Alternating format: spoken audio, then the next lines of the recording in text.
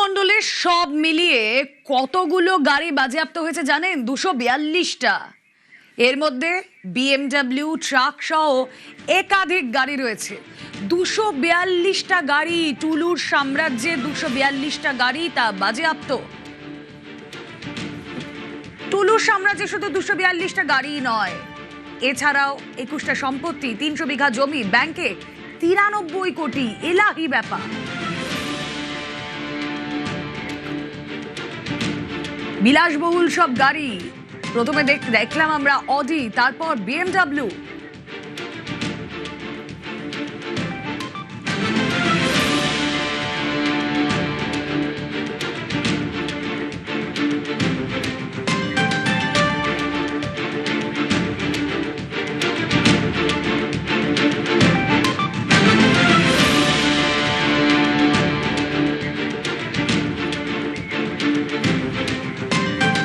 টুলুর 242টা গাড়ি, আর তার মধ্যে সবকটাই বিলাসবহুল গাড়ি।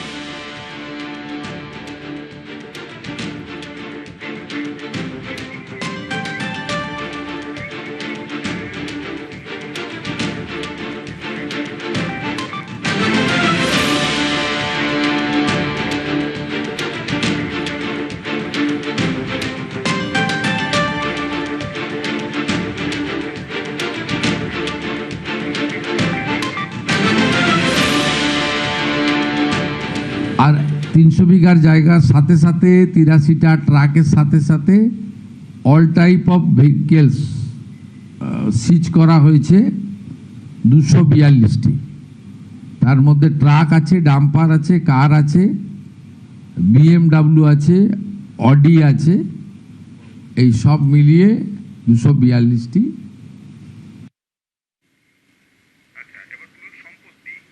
এই যে আপনাদেরকে বলছিলাম, টুলুর শুধুমাত্র 242টা গাড়ি নয়, 21টা সম্পত্তি, 300 বিঘা জমি, ব্যাংকে 93 কোটি।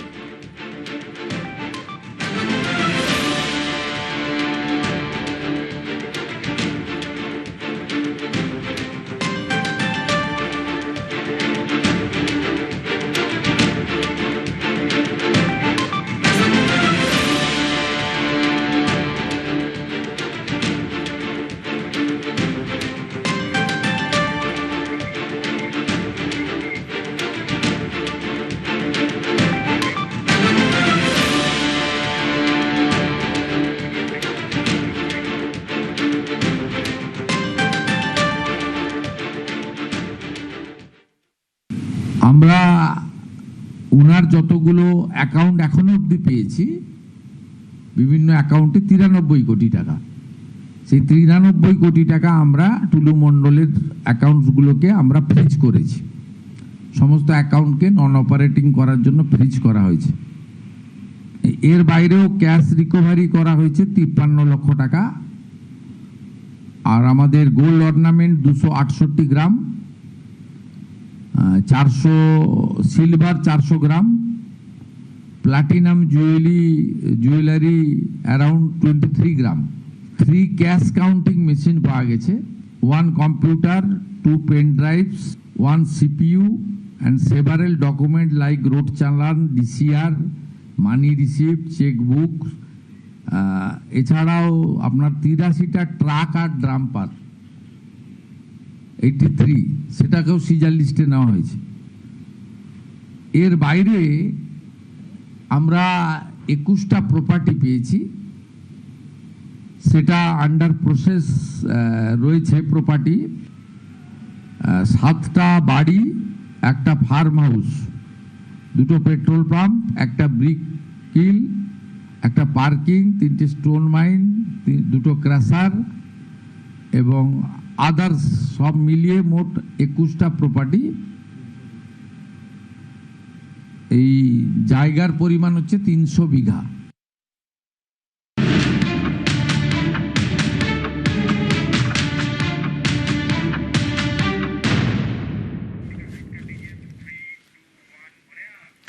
বীরভূমে যেন একটা প্যারালাল গভর্নমেন্ট চলতো, সেখানে টুলুই সরকার, সেতু গড়ে সরকার।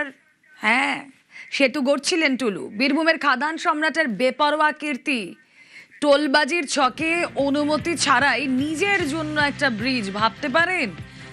টোলবাজির ছকে অনুমতি ছাড়াই ব্রিজ গড়ার চেষ্টা, তিলপাড়া ব্যারাজের কাছে ব্যক্তিগত সেতু তৈরির চেষ্টা। ব্যারাজের কাজে জাতীয় সড়ক বন্ধ থাকায় সমস্যা, টুলুর খাদানের লরি ডাম্পার যাতায়াতে সমস্যা হয়, তাই ময়ূরাক্ষীর কাছে সেতু গড়ার চেষ্টা করেন টুলু। কংক্রিট সিমেন্ট এনে ব্রিজ তৈরি তোড়জোড়, প্রশাসনের হস্তক্ষেপে শেষমেশ বানচাল।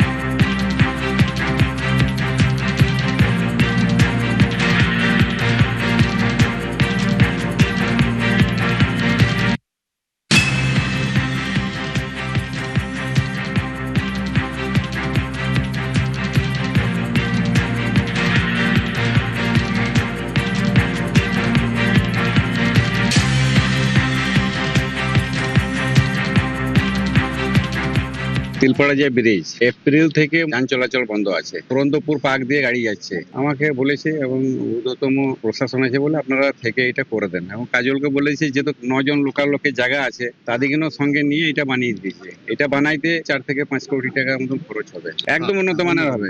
আমরা টার্গেট নিয়েছি মোটামুটি 15 দিনের মধ্যে চালু করে দেবো। বীরভূমের বেতাজ বাদশাহ হিসাবে নিজেকে বারবার ধরে তুলে ধরার চেষ্টা করতেন টুলু মণ্ডল। আর সেই বেতাজ বাদশাহ হিসাবে তুলে ধরার প্রমাণস্বরূপ হিসাবে তিনি চেয়েছিলেন নিজে থেকেই একটা সেতু বানাতে, এবং সেই সেতু তিনি বানাতে চেয়েছিলেন কোথায়? বানাতে চেয়েছিলেন তিলপাড়া ব্যারেজ থেকে ঠিক কয়েকশো মিটার দূরত্বের মধ্যে। ওই যে দেখতে পাওয়া যাচ্ছে যে তিলপাড়া ব্যারেজ, তো এই ব্যারেজ সংস্কারের জন্য রাস্তা বন্ধ রাখা হয়েছিল।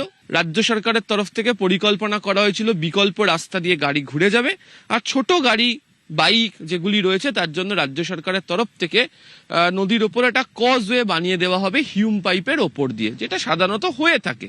তবে টুলু মণ্ডল তাতে রাজি ছিলেন না। তিনি চেয়েছিলেন এই বীরভূমে এই তিলপাড়া ব্যারেজের কাজ দিয়ে একটা সেতু তিনি তৈরি করবেন, এবং সেই সেতুর জন্য নাকি খরচ হবে 5 কোটি টাকা। এই যে দেখতে পাচ্ছেন এই যে ব্লকগুলি এখানে রাখা রয়েছে, সেই সেতু নির্মাণ করার জন্য এই সমস্ত ব্লকগুলিকেও তিনি এখানে নিয়ে চলে এসেছিলেন, এবং তার পরিকল্পনা ছিল এই সেতু যদি তিনি নির্মাণ করে নিতে পারেন তাহলে খাদান অংশে বীরভূমের যে সমস্ত ট্রাক্টর চলাচল করে তার মধ্যে অধিকাংশই তার সমস্ত কিছু এখান দিয়ে যেতে পারবে, ফলে তার ব্যবসার কাজে কোনো ধরনের বাধা আসবে না। এবং প্রত্যেক দিন যে সমস্ত গাড়ি যাতায়াত করবে তাদের কাছ থেকে প্রত্যেক দিন তিনি 220 টাকা করে নেবেন বলে পরিকল্পনাও করেছিলেন। তাতে প্রায় প্রত্যেক দিন 4-4.5 লাখ টাকা করে আসতো, মাসে আসতো প্রায় 4,30,00,000 টাকা, এবং 5 মাসের মধ্যে প্রায় 21 কোটি টাকা হয়ে যেত।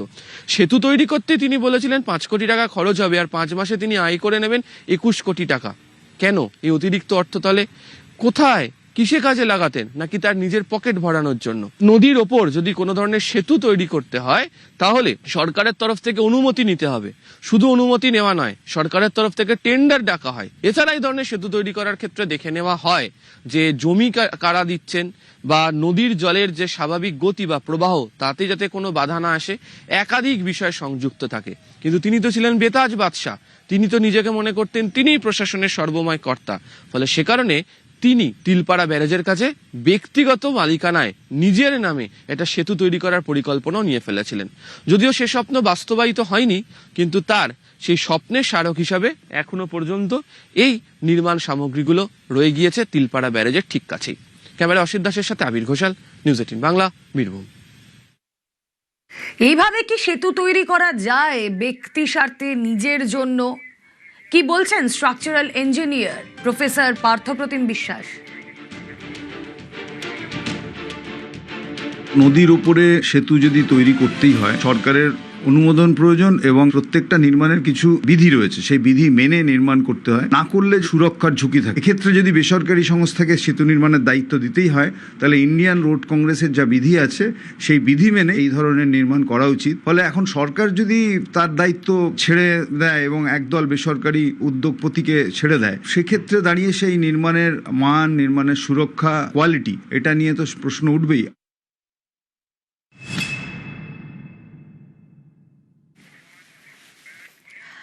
এই টুলু মণ্ডলকে একটা দুর্নীতি শ্রী দিলে মন্দ হয় না, কেন বলুন তো?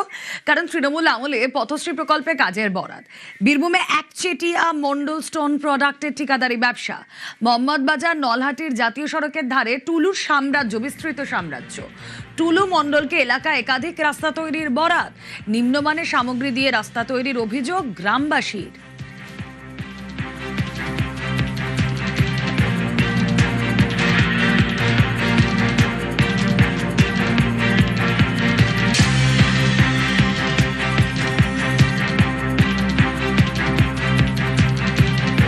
ভোটের আগে 3 মাসের মধ্যে হয়েছে রাস্তাটা টুলু মণ্ডল বানিয়েছে, খোদাইও করেনি, কিছুই না, সব পয়সাটা খেয়ে নিয়েছে। 4 গাড়ি মোড়ান দিয়ে নিয়েছে আর 2 গাড়ি ব্যালেন্স দিয়ে রাস্তাটা করে দিয়ে চলে গেছে। পাকা রাস্তা তো দেখতে পাওয়া যায় না, মাছ চাষ করাও হবে, এমনই অবস্থা রাস্তাটা কোনো মানুষ, ছেলেগুলো যে স্কুল আসবে, স্কুল আসারও কোনো উপায় নেই। কত রাস্তা টুলু বানানোর জন্য দায়িত্ব?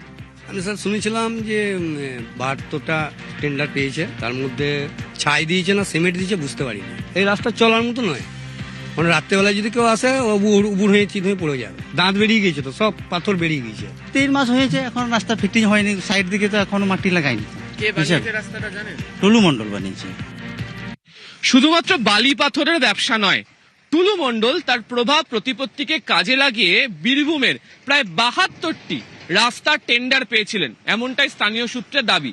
এবং যে রাস্তা তিনি তৈরি করেছিলেন সেই রাস্তার হাল এতটাই বেহাল যে গত 3 মাসের মধ্যে তা প্রায় কঙ্কালসার হয়ে গিয়েছে। এবং গ্রামের মানুষজন বলছেন, এই যেমন বোর্ডে লেখা, নির্মাণকারী সংস্থার নাম মণ্ডল স্টোন প্রোডাক্ট প্রাইভেট লিমিটেড, যা আসলে টুলু মণ্ডলেরই সংস্থা। তার তৈরি করা এই রাস্তাতে অত্যন্ত খারাপ মানের সামগ্রী ব্যবহার করা হয়েছিল, তার জেরেই রাস্তার এই হাল হয়ে গিয়েছে। এবং গ্রামীণ এই রাস্তাগুলিতে ছোট গাড়ি, টোটো নিয়ে ঢোকার ক্ষেত্রে অসুবিধা তৈরি হচ্ছে, এমনকি রাত বাড়লে দুর্ঘটনাও ঘটার সম্ভাবনা কেউ এড়িয়ে যাচ্ছেন না। ফলে তিনি তার প্রভাব প্রতিপত্তিকে কাজে লাগিয়ে ব্যবসাতে যেভাবে তিনি তার শ্রীবৃদ্ধি ঘটিয়েছিলেন, তাতে তিনি এই রাস্তাগুলো বানাতে শুরু করেন এবং তার হাল এতটাই বেহাল হয়ে পড়েছে। আর কি বীরভূমের মাটি না, কলকাতাতেও টুলু মণ্ডলের দুর্নীতির কারবার। কসবায় টুলু মণ্ডলের অফিসের হদিশ। টুলু মণ্ডলের অফিসে news 18 Bangla 9/1B Dharmatala road ঠিকানায় অফিস রেজিস্টার। কেন্দ্রীয় সরকারের পোর্টালে টুলুর সংস্থার নামে রেজিস্ট্রেশন। বর্তমানে অফিস পরিচালনা করছেন অমিত বোস। টুলুর সঙ্গে অমিত পাথরের ব্যবসা করতেন বলেই দাবি।